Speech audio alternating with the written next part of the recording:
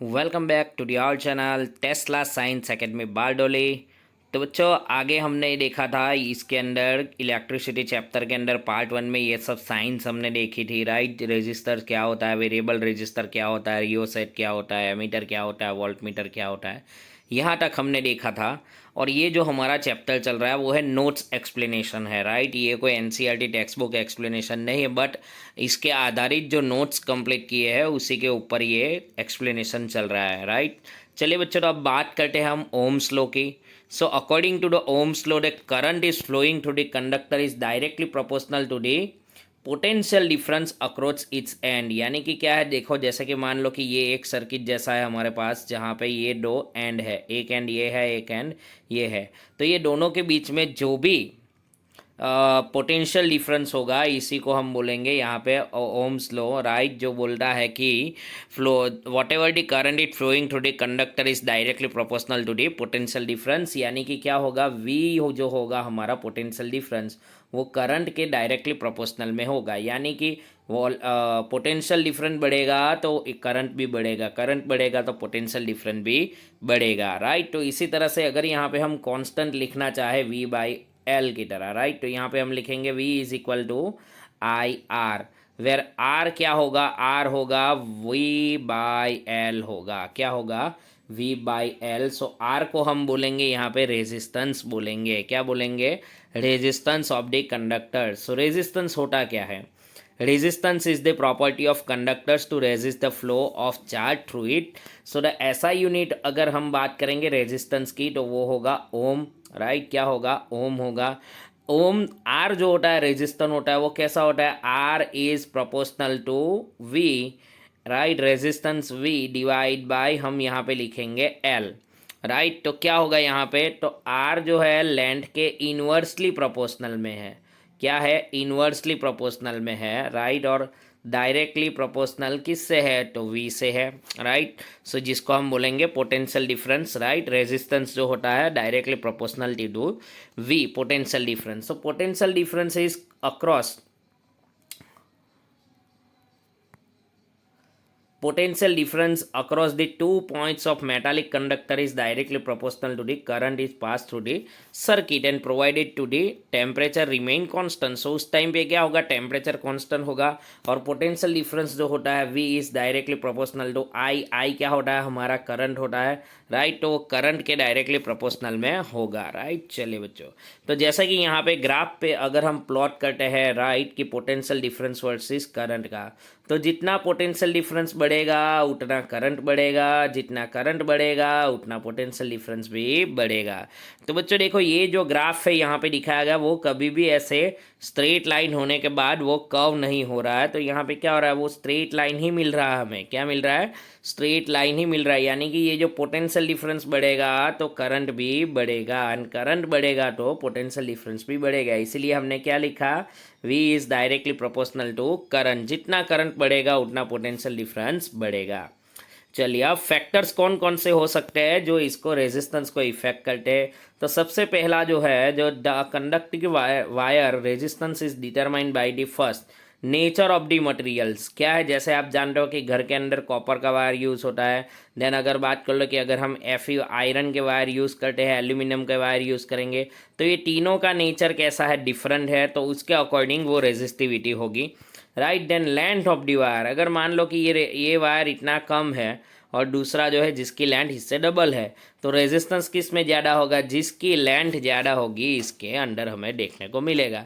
Then cross section area की बात करेंगे तो एक का क्रॉस सेक्शन डायामीटर बात करेंगे 2 मीटर का, दूसरे का डायामीटर है 5 मीटर का।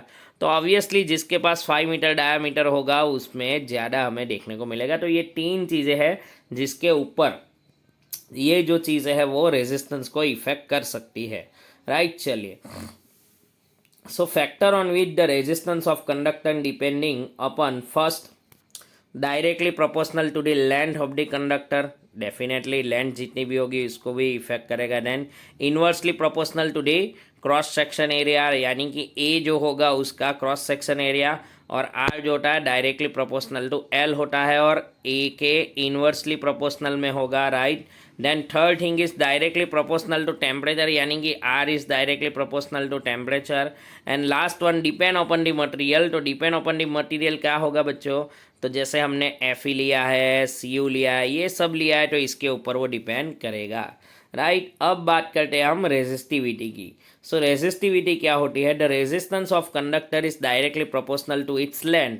क्या है, R is directly proportional to length and inversely proportional to its cross section area, यानी कि R is inversely proportional to cross section area A, right. ये दोनों इक्वेशन को अगर हम साथ में मिलाएंगे तो हमारा इक्वेशन बनेगा R proportional to L by A हमारा बनेगा, राइट। और हम यहाँ पे कांस्टेंट लिखेंगे रो, क्या लिखेंगे, कांस्टेंट लिखेंगे rho. So where rho is the constant of proportionality called specific resistance और resistivity of the material of the conductor, जिसका ऐसा यूनिट होता है बच्चों ओम इंटू मीटर। क्या होता है, ohm into metre.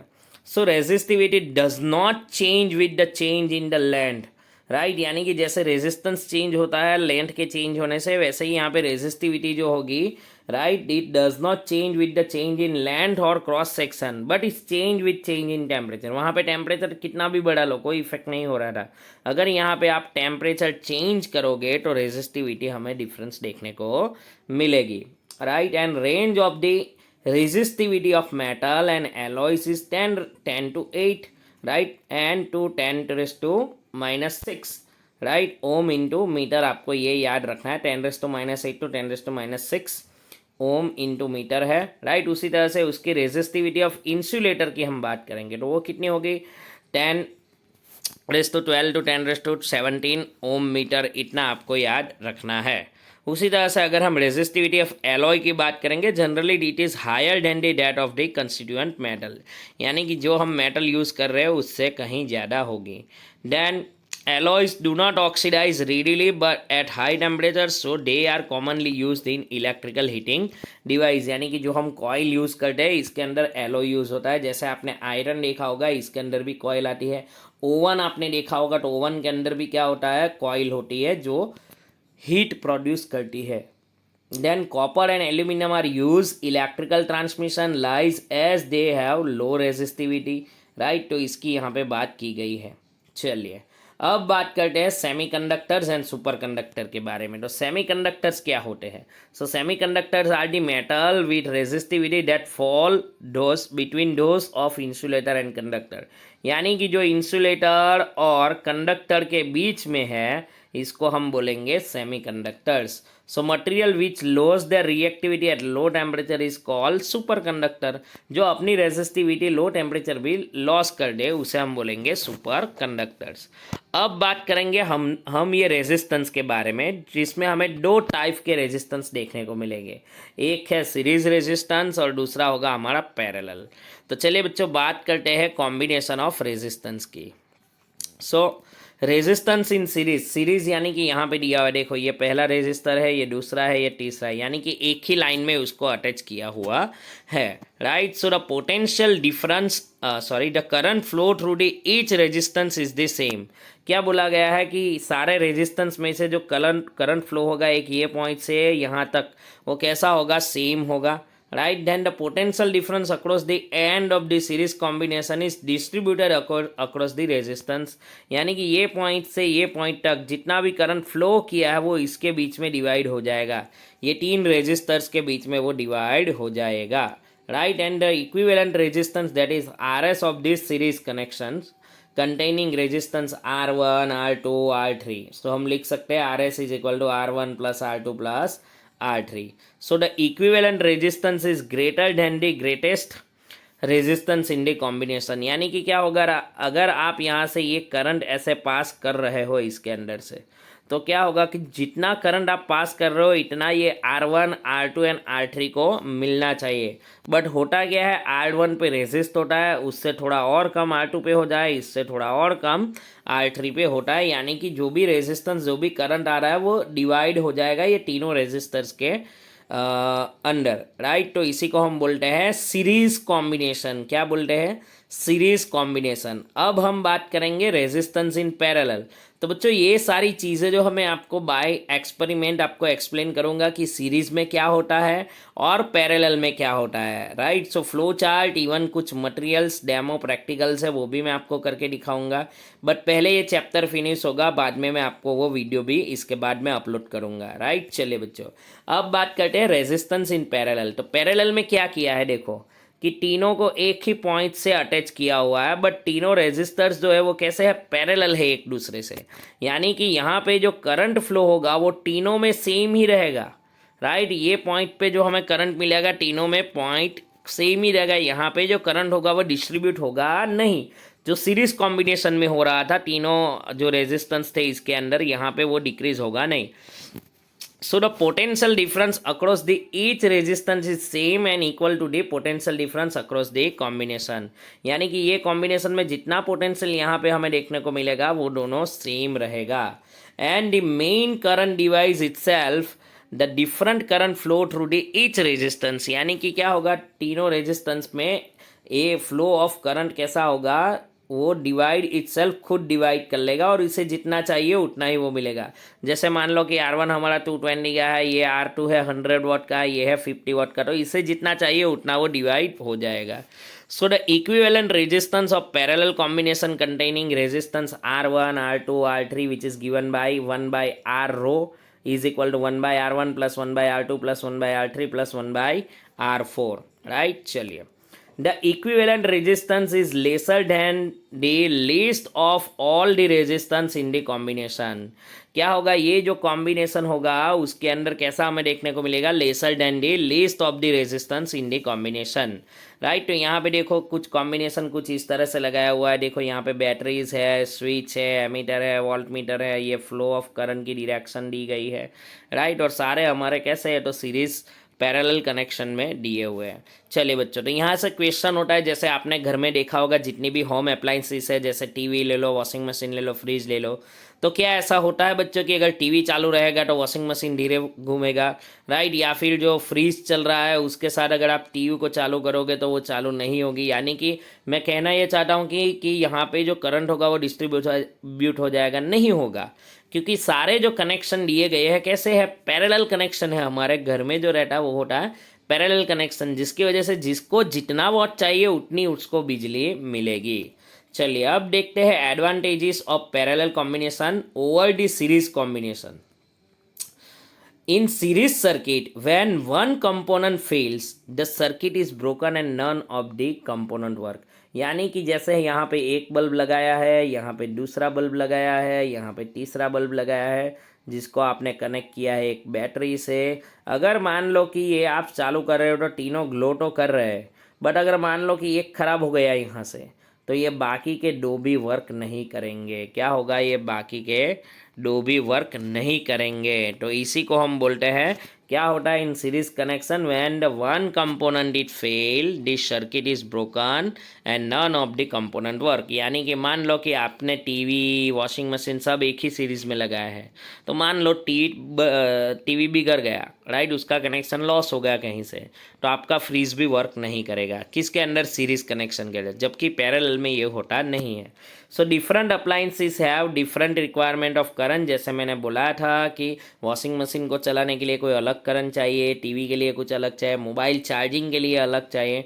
So this can not be satisfied series as a current remain same, क्योंकि सीरीज में क्या रहेगा, करंट सेम रहेगा सबके बीच में, राइट। तो यहाँ पे कैसा होना चाहिए, हमें तो डिफरेंट चाहिए। Then the total resistance in parallel circuit is decrease. क्या होगा, total resistance in parallel is decrease, यानी कि जितना भी हमें रेजिस्टेंस देखने को मिलेगा वो कैसा हो जाएगा, डिक्रीज हो जाएगा, राइट। चलो बच्चों, तो आगे हम बात करते हैं heating effect of electric current.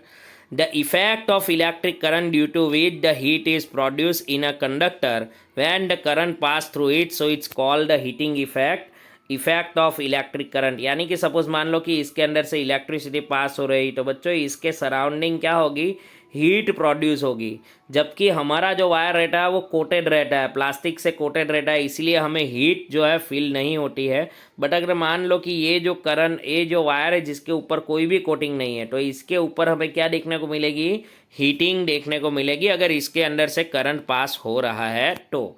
So the total work done by the current in an electric circuit is called electric energy। यानी कि एक सर्किट के थ्रू जो टोटल वर्क कंप्लीट होता है इसे हम बोलेंगे इलेक्ट्रिक एनर्जी। क्या बोलेंगे? So the work done by the current in an electric circuit is called electric energy, जिसका फॉर्मूला यहाँ पे दिया गया है, W is equal to VIT I²RT, right. उसी तरह से यहाँ पे देखो, अगर हम लिखे W is equal to V²T/R हो जाएगा, राइट, क्योंकि यहाँ पे क्या है, the energy is exhibit as a heat, thus we can say energy H is equal to VIT I²RT। चलो, this is called Joule law of heating. क्या बोलेंगे इसे हम? Joule law of heating. So which stated that heat is produced in resistor is directly proportional to the, right, जो भी heat produce होगी वो किसके प्रोपोर्शनल्स में होगी? तो सबसे पहली बात बोलिए स्क्वायर ऑफ द करंट, किसके? स्क्वायर ऑफ द करंट, यानी कि I is inverse directly proportional to the square of the current, then also directly proportional to the resistor, किसके? directly proportional to resistors, and even it is directly proportional to the, we can write R²RT। क्या होगा? R²RT। So time for which current is flow through the conductor, that is H is proportional to T, so we can write, तीनों को अगर हम साथ में करेंगे तो H is equal to हमें मिलेगा I²RT, right। So heating effect is desirable in device like electrical heater, electrical iron, electrical bulb, electric fuse, ये सारी चीज़ें जो है वो होगी हमारी heating device। Then heating effect is undesirable in device like computer monitors, TV, refrigerator, etc। तो इसके अंदर कैसे अनडिजायरेबल है? Then in electric bulb most of the power consumed by the filament appears as a heat, small part of it radiated from the light। यानी कि क्या होता है, ये जो फिलामेंट होता है वो हीट होता है और ड्यूरिंग दिस हीटिंग वो अपने अंदर से रेडिएशन एमिट करता है जिसे हम लाइट बोलते हैं, राइट। चलिए अब बात करेंगे, filament of electric bulb is made of tungsten because it does not oxidise readily at high temperature, it has high melting point. यानी कि जो टंगस्टन का फिलामेंट होगा उसकी रेजिस्टिविटी ज़्यादा होगी एज वेल एज क्या होगा, इसका मेल्टिंग पॉइंट भी ज़्यादा होगा, यानी कि जो हीटिंग आएगा करंट से उससे वो मेल्ट नहीं होगा। दूसरी बात कि वो ऑक्सीडाइज भी नहीं हो जाएगा, right. So the bulb are filled with the chemically inactive gas like nitrogen, argon और प्रोलॉन्ग लाइफ ऑफ फिलामेंट, जो क्या करते हैं, फिलामेंट की लाइफ को एनहांस करते हैं, राइट। अब बात करते हैं electrical practical appliances at the heating effect on the electric current। So electric appliance like laundry iron, toaster, oven, kettle, heater are some devices based on the Joule law of heating। यानी कि आप जितना current दोगे उतना वो गर्म होगा, right. आपने आयरन देखा होगा कि जैसे ही स्विच ऑन करते हैं उसके बाद वो हीट होने लगता है। So the concept of electrical heating is also use to produce light as a electric bulb. तो टंगस्टन का फिलामेंट क्या होता है, हीट ही होता है, बट उसके अंदर से रेडिएशन निकलती है, वो लाइट हमें देती है, right. Then another application of Joule's law of heating is the fuse used in electric circuit। Electric circuit में जो फ्यूज होता है वो उसके अंदर भी ये यूज होता है। तो बात करेंगे इलेक्ट्रिकल फ्यूज के बारे में। So it is the safety device that protect our electrical appliances case of short circuit और ओवरलोडिंग। यानी कि मान लो कि जी वैसे आपके घर के अंदर जो इलेक्ट्रिक आ रहा है उस वो हो गया हाई ऑटोमेटिक, तो ये फ्यूज क्या करेगा कि यहाँ से कनेक्शन को स्टॉप कर देगा और फर्दर जो आपके इंस्ट्रूमेंट्स है, होम अप्लाइंसेस है, इलेक्ट्रिकल अप्लाइंसेस है, उसको बिगड़ने नहीं देगा। तो वहाँ पे आप बोलोगे कि फ्यूज़ उड़ गया, ऐसा आप बोलते हो, राइट। सो जनरली फ्यूज़ किसका बना होता है, तो fuse is made of the pure tin और एलॉय और कॉपर, राइट, और alloy of copper and tin. Fuse is always connected in series with live wire. कैसा होगा वो, देखो सीरीज कॉम्बिनेशन में होगा। Fuse has low melting point, कैसा होगा, लो मेल्टिंग पॉइंट होगा। And current capacity of fuse is slightly higher than that the appliances, जिससे थोड़ा वो ज़्यादा होगा। अब बात करेंगे हम इलेक्ट्रिकल पावर के बारे में। सो इलेक्ट्रिक पावर क्या होती है? Electric power is the rate at which the electrical energy is produced or consumed in an electrical circuit। यानी कि मान लो कि यहाँ पे एक सर्किट दी गई जिसमें ये रेजिस्टेंस है, राइट, जिसके अंदर ये बैटरीज है, राइट, यहाँ पे स्विच है। तो क्या बोला गया? Electrical power is the rate which electrical energy is consume और प्रोड्यूस इन इलेक्ट्रिकल सर्किट। ये सर्किट में कितना इलेक्ट्रिकल एनर्जी प्रोड्यूस होता है या कंज्यूम होता है, इसे हम बोलेंगे इलेक्ट्रिकल पावर, जिसका फॉर्मूला होता है P is equal to V I, जो होगा I स्क्वायर R हो जाएगा। क्या हो जाएगा? I square R। So we can write P is equal to V square by R। So SI unit of power is watt. क्या होता है वॉट? आपने देखा होगा कि 10 वॉट का बल्ब आता है, 100 वॉट का बल्ब आता है, राइट, 60 वॉट का आता है। अभी तो एलईडी का ज़माना आ गया है, राइट, जिसके वॉट बहुत ही कम होता है, राइट। चलिए, so watt of power is consumed when 1 ampere of current is flow at the potential difference of 1 V, and the commercial unit of electrical energy is kilowatt hour, commonly known as a unit, right? So 1 kilowatt hour is equal to 3.6 M joule. क्या होगा? M joule यहाँ पे हमें देखने को वो मिलेगा, right. तो ये होता है यहाँ पे इलेक्ट्रिसिटी का चैप्टर फिनिश। इलेक्ट्रिकल पावर का ऐसा यूनिट आपको याद रखना है। नेक्स्ट लेक्चर में हम देखेंगे बच्चों सीरीज कॉम्बिनेशन एंड जो हमारी पैरेलल जो है सर्किट, वो हम देखेंगे लाइव प्रैक्टिकल डेमोन्स्ट्रेट करके, ताकि आपको भी पता चले कि रेजिस्टेंस पैरेलल में और सीरीज में कैसे वर्क करता है। उसके बाद हम देखेंगे इसके न्यूमेरिकल, राइट। तो चलिए बच्चों, ये चैप्टर जो है यहाँ पे फिनिश होता है, राइट। तो अगर आपको हमारा वीडियो पसंद आया तो प्लीज़ लाइक कीजिए, शेयर कीजिए एंड सब्सक्राइब कीजिए, एंड जुड़े रहिए हमारे साथ ऐसे ही चैप्टर्स एक्सप्लेनेशन वीडियो के लिए। Thank you very much.